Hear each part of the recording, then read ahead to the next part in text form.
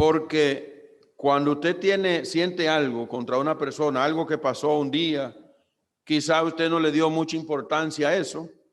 Uno quizá no le dio mucha importancia, pero usted sí le dio importancia.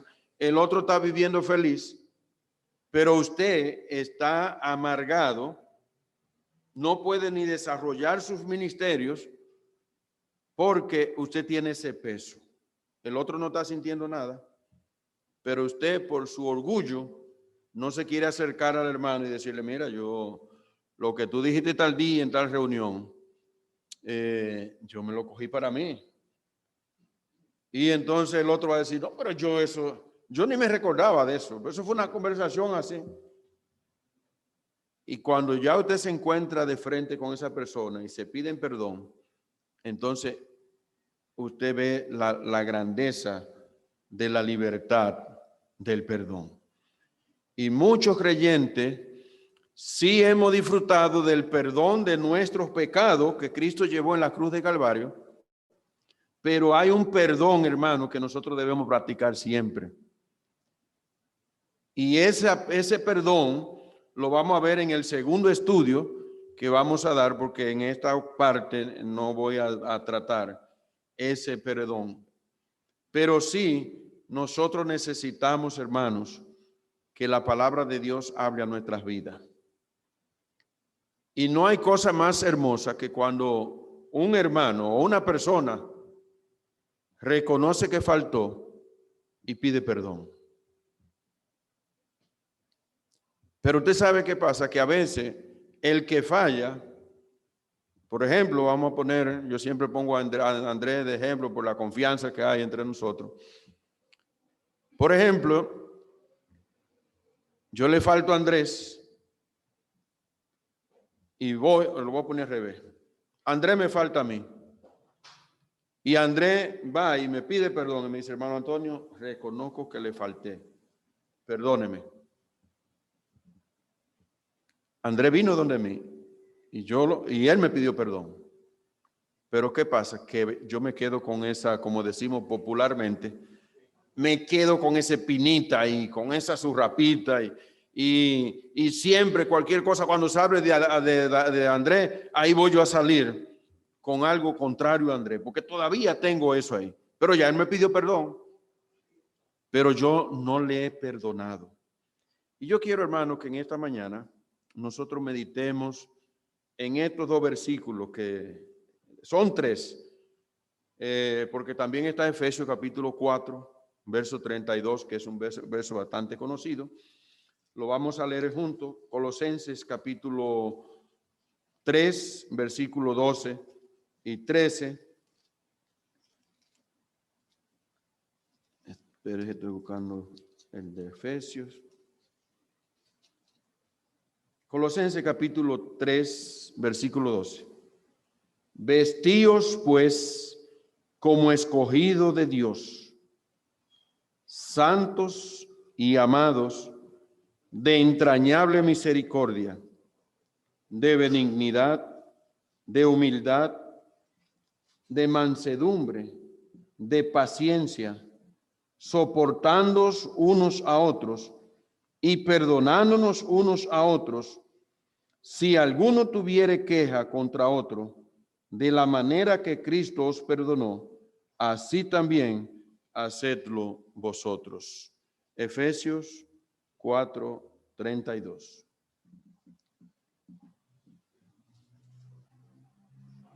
Antes, sed benignos uno con otros, misericordiosos, perdonándonos unos a otros, como Dios también os perdonó a vosotros en Cristo. Que hasta aquí el Señor añada bendición a su palabra leída en medio nuestro. En vista de lo que Dios ha hecho por medio de Jesucristo para beneficio del creyente, Pablo describió la conducta y la actitud que Dios espera como respuesta adecuada a nuestras actitudes.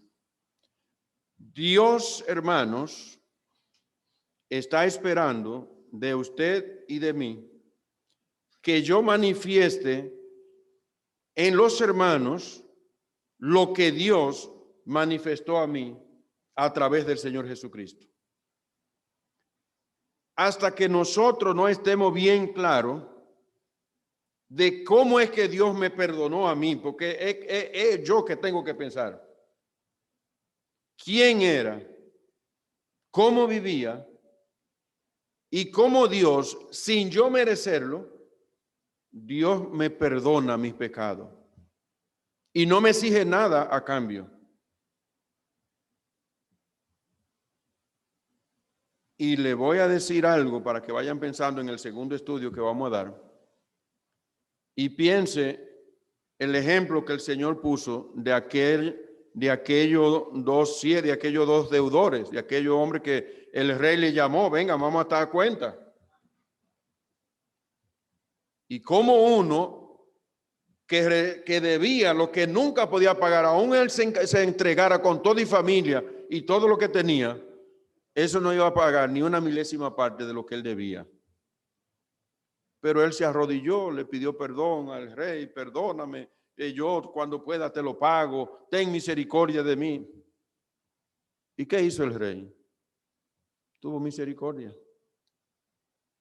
Sin embargo, al salir de la presencia del rey, se encontró uno que le debía 2 cheles. Y le exige, págame. Y él hace lo mismo, se le tira de rodillas, le pide clemencia, perdóname, yo te lo voy a pagar, cuando pueda te lo pago todo. Y dice la Biblia que lo estaba ahorcando por 2 cheles, pero ya te han perdonado una cantidad grandísima. Y lo metió a la cárcel hasta que le pagara. Luego hablaremos sobre eso. Quise traerlo ahora para que pensemos en la magnitud de nuestros pecados y lo que un hermano puede hacer, de qué falta puede cometer un hermano hacia otro hermano, que ese hermano no tenga la capacidad de perdonar. Hermano, cuando no perdonamos de corazón, todo lo que hagamos en la obra del Señor será hojarasca, madera y heno. Porque el día de la prueba no van a soportar el fuego. Porque Dios resiste un espíritu soberbio y no perdonador.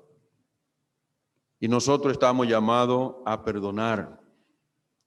Los versos que hemos leído nos dan el ejemplo.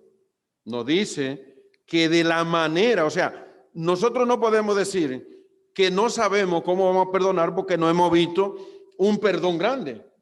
No podemos decirlo. Porque que ya Dios nos ha dicho a través de Pablo que de la manera que Dios nos perdonó a nosotros, de esa manera nosotros debemos de perdonar al otro. O sea, ya tú tienes un ejemplo. ¿Cuál? El de Cristo. Y antes, hermano, de nosotros desarrollar el tema, yo quiero aprovechar las notas de MacArthur en estos versículos, especialmente en el versículo 12. Hay algunas palabras ahí que él la define y yo antes de entrar en el desarrollo quiero que nosotros la veamos, porque quizás a veces somos tan duros para perdonar, quizás porque no entendemos el significado de las palabras, tal vez. Y vi oportuna esta definición de MacArthur y quiero compartirla con ustedes en esta mañana. El versículo 12 nos dice que hemos sido escogidos en Dios. Dice el versículo 12, vestido pues como escogido de Dios. La vestimenta que el creyente debe llevar debe ser la vestimenta que adorna todos los atributos de Dios. Especialmente lo que tiene que ver con el carácter del perdón. Una vida de un creyente perdonado y ese creyente se resiste a perdonar, es una vida de cristiano que hay que ver, hay que ponerla en balanza, porque nosotros estamos llamados a perdonar. Escogido de Dios. Esto designa a los cristianos verdaderos como aquellos que han sido escogidos por Dios. Ninguno de nosotros, hermanos, ninguno de nosotros salimos corriendo detrás de Dios, a buscar a Dios. Dios es el que busca al pecador. Dios es el que deja, el Señor Jesucristo es el que deja su trono de gracia y viene a este mundo detrás de ¿qué? De hombres y mujeres perdidos, como dice Efesios, muertos en nuestros delitos y en nuestros pecados. Pero Dios vino hacia nosotros. Así que esto, escogido de Dios, esto designa a los cristianos verdaderos como aquellos que han sido escogidos por Dios. Dice, amados, significa que los creyentes son el objeto del amor especial e incomprensible de Dios. Nadie puede comprender el amor de Dios. El mismo Señor, a través de Juan, lo dice, porque de tal manera amó Dios al mundo que ha dado a su Hijo unigénito, para que todo aquel que en él cree no se pierda, mas tenga vida eterna. De tal manera, hermano, no hay definición de eso. Entonces, nosotros hemos sido amados con ese amor especial e incomprensible de Dios. La mente humana no lo puede comprender. De tal manera Dios nos amó. Y ya leyó nuestro hermano la primera lectura de la porción de esta mañana acerca de que más Dios muestra su amor para con nosotros en que siendo aún pecadores, Cristo murió por nosotros. ¿Quién ama a los ladrones? ¿Quién ama a los delincuentes? En el sentido humano. Al contrario, nosotros quisiéramos vivir lejos de ellos. Pero Dios murió por ellos. O sea, el amor de Dios no miró condición de que tú eras esto, que tú eras... No. Entonces hemos sido amados en Dios. También sigue diciendo, de entrañable misericordia. Dice MacArthur, también puede traducirse corazón compasivo. Es una expresión hebrea que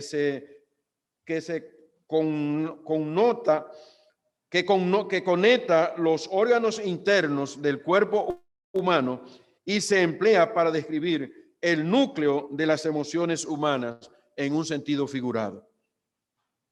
De entrañable misericordia, lo que quiere decir, hermano, es que Dios nos ha escogido de una manera tal que todo lo que tiene que ver con las partes internas, ese corazón compasivo de Dios, es lo que Dios es la vestimenta que Dios nos está diciendo que nos pongamos. Vestido pues como escogido de Dios. Hemos sido escogidos de Dios, hemos sido amados, pero ¿de qué manera hemos sido amados? ¿De labio? No. De entrañable misericordia es que Dios nos ha amado. O sea, con todo su ser, Dios nos ha amado a nosotros. También sigue el MacArthur definiendo estas palabras. Benignidad se refiere a una bondad hacia lo demás que satura a la persona en todas las áreas de su vida y suaviza las asperezas menos amables.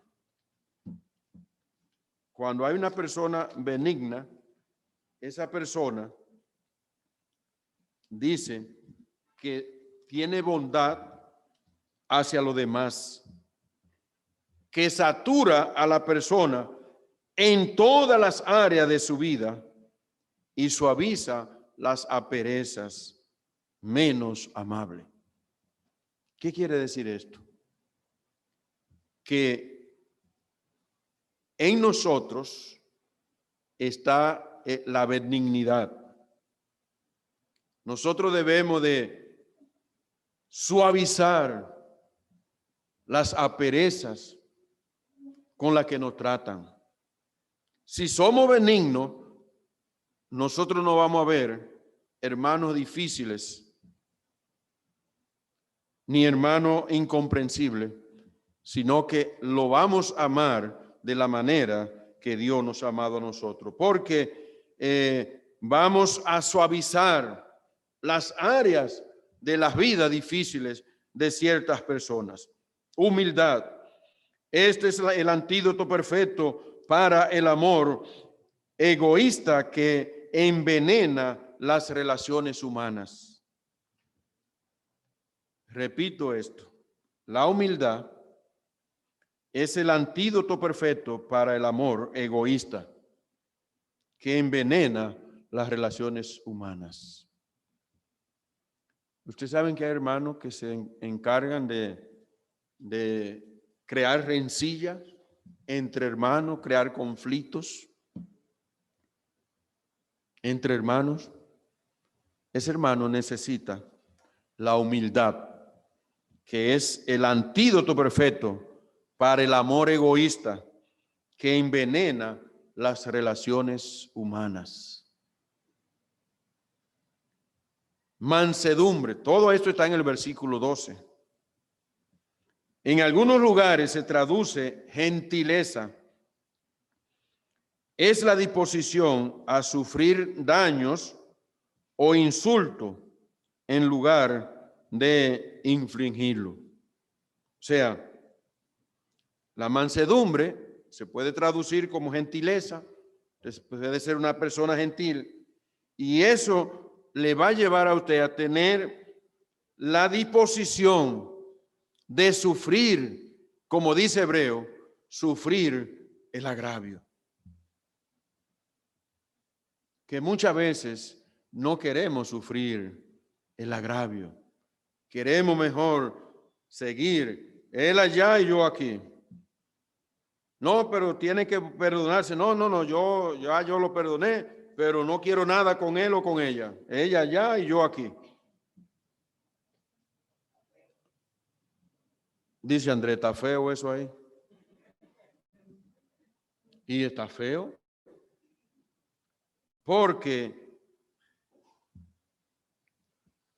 ¿qué pecado usted cree que usted ha cometido? Porque esto es un estudio, vamos a decir, hermano, como decía aquel famoso predicador, es un mensaje a la conciencia. Es para que cada uno de nosotros meditemos y pensemos, porque todos nosotros sabemos lo que hacemos nosotros. Nadie puede saber más que nosotros lo que somos y cómo somos. Y usted sabe que se ha deslizado. Ahora, ¿usted cree que por ese desliz Dios dijo no? Aunque usted le pidió perdón, Dios dice no, ya, tú te quedas allá y yo me quedo aquí. Yo te perdono, pero ya tú eres mi sobrino, no mi hijo. Ningún pecado, hermano. Entonces, si Dios no clasifica los pecados, sino que nos ama con todas nuestras debilidades, ¿por qué nosotros somos tan duros con el hermano o con la hermana? ¿Por qué somos tan duros? Dios quiere una iglesia que se ponga este traje de todas estas piezas que lleva este traje. Vestido pues como escogido de Dios. Entonces,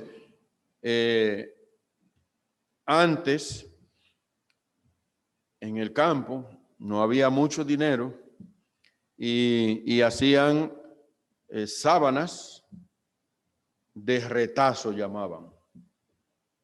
Iban a la tienda y compraban diferentes pedazos de tela, hasta de diferentes colores, y había mujeres que se fajaban a unir todos esos retazos y hacían una sábana. Entonces, era completa. Nosotros, hermanos, hemos sido escogidos así, de diferentes lugares, de diferentes culturas, para hacer una sola pieza. Y esa pieza es la iglesia del Señor Jesucristo. Y Dios necesita que todos estemos así entrelazados, como cosían esos retazos, así Dios quiere que nosotros estemos enlazados como escogidos de Dios para ponernos ese traje que Él quiere que nosotros nos pongamos. La paciencia. Y André y yo sí luchamos con esto, que no es fácil.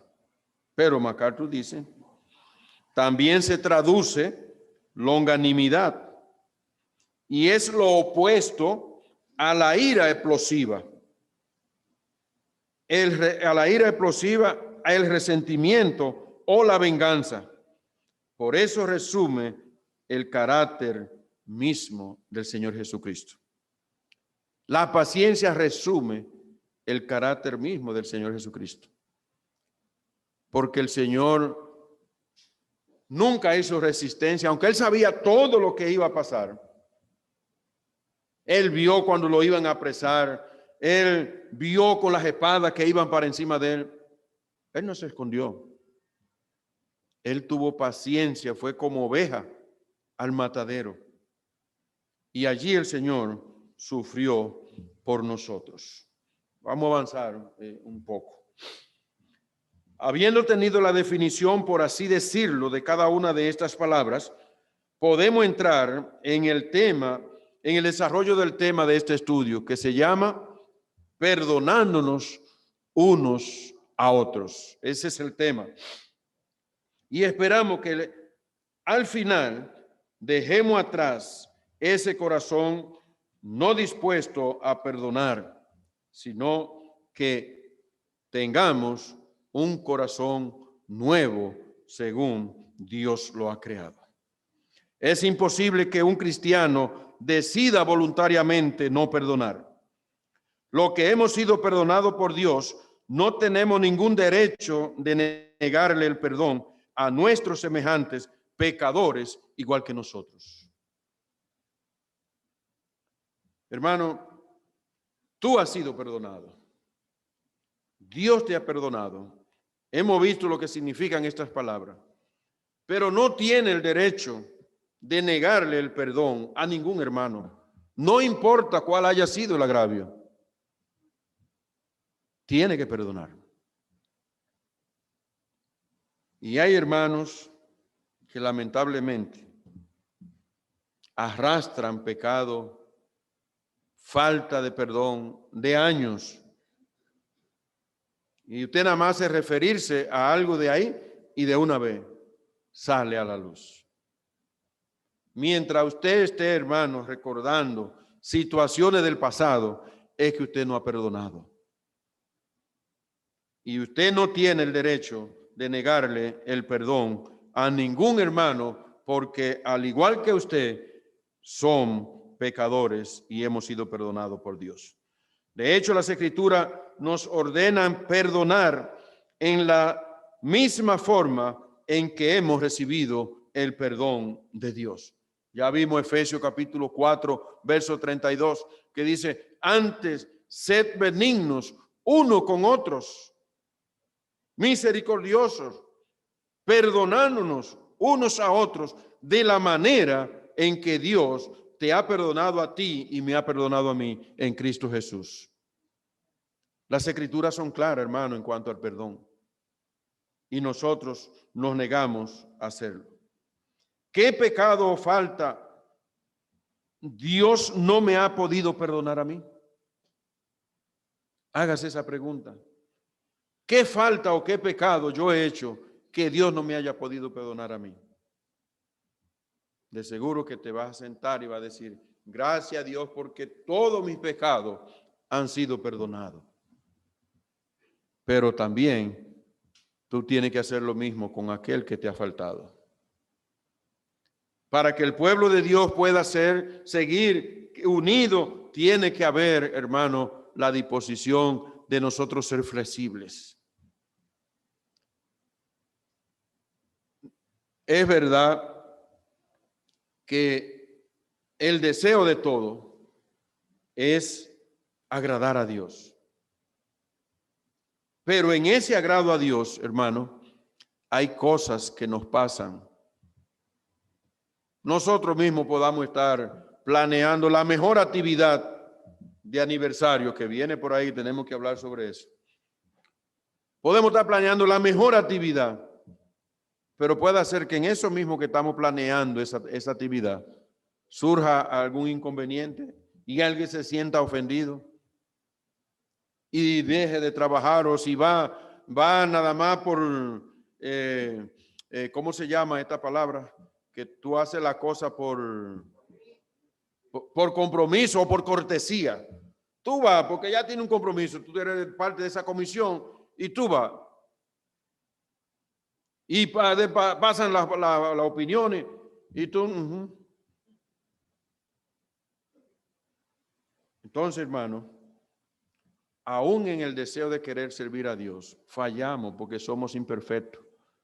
Pero no se quede con esa falla de ese hermano. Que ese hermano hizo. Quizá el hermano no se dio cuenta. Quizá el propósito del hermano no era ofenderte, ni ofender a nadie. Pero tú lo cogiste por ahí. Y hay esos hermanos que ya tienen ese caparazón. Difícil de usted hacerle creer que no fue eso. Porque se encierran ahí, no, que fue eso, porque ya están cauterizados. Ya tienen un corazón duro y son insensibles ante la necesidad del otro. Son como el rey,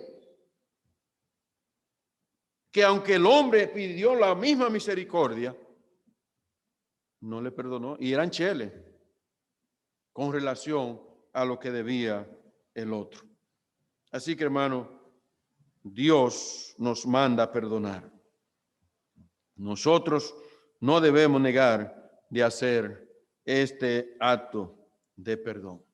Negar no hacerlo es una desobediencia directa a Dios.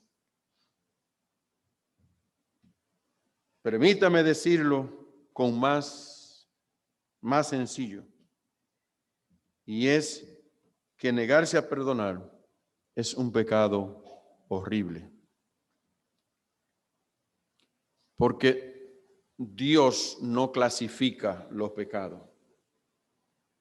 Y usted negarle el perdón a un hermano, y vamos a hablar más detalladamente de eso en el segundo estudio, de acerca de la oración que el Señor, modelo que el Señor pone, y cómo el Señor dice que si nosotros no perdonamos a los hombres sus ofensas, tampoco nuestro Padre que está en los cielos perdonará nuestras ofensas. Entonces tenemos, hermanos, que pensar y comenzar a flexibilizar nuestra vida. No olvidemos, hermanos, que el perdón refleja el carácter de Dios. La falta de perdón es, por tanto, una impiedad alejada de Dios. Esto significa que la falta de perdón es una ofensa a Dios, no menos grave que la fornicación o el hurto o cualquier otro tipo de pecado. La falta de perdón, hermano, delante de los ojos de Dios es igual a que cualquier otro pecado, el que usted se imagine, es igual ante Dios. Las escrituras son claras en cuanto a que Dios desprecia un corazón no dispuesto a perdonar. Dice la palabra que Dios mira de lejos al altivo. Y un corazón no perdonador es un corazón altivo. Y Dios lo mira de lejos. Yo creo, hermano, que por el tiempo, en vez de 2 estudios, vamos a tener que convertirlo en 3. Porque el tiempo va avanzando. Déjeme solamente buscar la conclusión, porque siempre uno tiene la conclusión en otra parte del tema. Vamos a buscar la conclusión aquí para aplicárnosla a nosotros. Un cristiano que no perdona es una contradicción. ¿Y sabe por qué? Porque si somos perdonados, ¿qué es lo que debemos hacer? Perdonar. Entonces, si el cristiano no perdona, es una contradicción completamente al carácter de Dios y al propósito de Dios. El propósito de Dios, hermano, es que en su pueblo, en la iglesia, y no me refiero a la iglesia de los Minas, estas 4 paredes, no. La iglesia que Él compró a precio de sangre, tiene que ser una iglesia que esté dispuesta a perdonar. Porque todo lo que nos reunimos aquí somos hermanos imperfectos. Todos tenemos imperfecciones, tenemos debilidades. Aún en la misma escritura hay porciones que usted la interpreta de una manera y yo la interpreto de otra. Y como no son doctrinas fundamentales, nosotros no podemos estar separados por eso, porque Él cree eso y yo creo esto. No. Dios quiere que su pueblo esté unido. Que nosotros, hermanos, estemos dispuestos a perdonarnos unos a otros. Que nosotros, no importa cómo tengamos que hacerlo, porque muchas veces, hermano, es el orgullo que no nos deja acercarnos al hermano e ir y decir, hermano, mira, perdóname, te falté. No nos da el orgullo para eso, pero Dios quiere que seamos humildes. Dios se humilló hasta lo sumo, dice la palabra de Dios, y se hizo menor que los hombres. Y estando en la condición de hombre, porque cuando el Señor Jesucristo lo clavaron en la cruz, el Señor estaba 100% en la condición de hombre y 100% en la condición de Dios. Pero estando en la condición de hombre, se hizo menor que los siervos. Y tuvo una muerte, y el apóstol Pablo declara, no fue que murió sencillamente. El apóstol dice, muerte y muerte de cruz. Para identificar que el Señor se hizo maldición por cada uno de nosotros. Y así nosotros, hermanos, no estamos dispuestos a perdonar. Mire, muchos de nosotros hemos venido de diferentes iglesias, hasta de 2 o 3 iglesias. Yo vengo de 3, con esta vamos a decir, porque me convertí en el Cachón, del Cachón me mandan a Sabana Perdida, y de Sabana Perdida el Señor me trae aquí, o sea, son 3. Pero yo no puedo vivir con algo que me sucedió en el Cachón con algún hermano y yo todavía tener eso aquí en la cabeza. Y cada vez que mencionen el Cachón yo a ese hermano, o igual que de Sabana Perdida. Si usted tuvo algo en una iglesia donde usted se congregó y usted siente que todavía hay algo ahí, vaya donde esa iglesia, donde esos hermanos, y diga al hermano, perdóname, no puedo estar tranquilo con lo que pasó hace tantos años, pero ahora es que entiendo que debo de traer eso a los pies de Cristo. Hágalo. Porque de lo contrario, como decíamos ahorita, si usted está ejerciendo algún ministerio, si está haciendo algún trabajo para la obra del Señor, dice la palabra de Dios que el día que sean juzgadas nuestras obras, esas se quemarán. No habrá premio por eso. Seremos salvos porque no es por obra. Dice la palabra, serán salvos así como por fuego. O sea, ninguna de las obras soportaron el fuego, pero gloria a Dios que vamos a estar con el Señor porque no es por obra. Pero hermano, sería bueno, y excúseme el término que voy a comparar, sería bueno que en esta competencia ganemos aunque sea un segundo lugar, no un tercero. ¿Por qué lo uso este término? Para decir que por lo menos alguna coronita, algo hagamos para el Señor, que soporte la prueba, que soporte el fuego. Y el perdón, hermano, aunque usted lo ve sencillo, es una de las faltas más graves que nosotros tenemos como creyentes. ¿Sabe por qué? Porque usted no está poniendo en práctica lo que Dios le ha dicho que haga. Perdonándonos unos a otros. Y usted dirá, ¿cómo perdono? El versículo le da la respuesta. Como Dios te perdonó a ti en Cristo Jesús, de esa manera perdona a tu hermano. Ahora, ¿cómo Dios te perdonó a ti y a mí? Dice él, nunca más me acordaré de sus pecados y de sus transgresiones. Nunca más Dios se acuerda. Él deshizo como a nube nuestras rebeliones y echó al fondo del mar nuestros pecados. Así que, hermano, Dios no estaba pensando en lo que usted hizo tal día. No piense usted. Y si usted piensa en algo que un hermano le hizo o un vecino, pida perdón. Arregle cuenta. Porque es una contradicción que un creyente que sea perdonado, que no perdone a otro. En otra ocasión hablaremos entonces de la parte final de esta y la segunda parte del estudio. Que el Señor nos bendiga.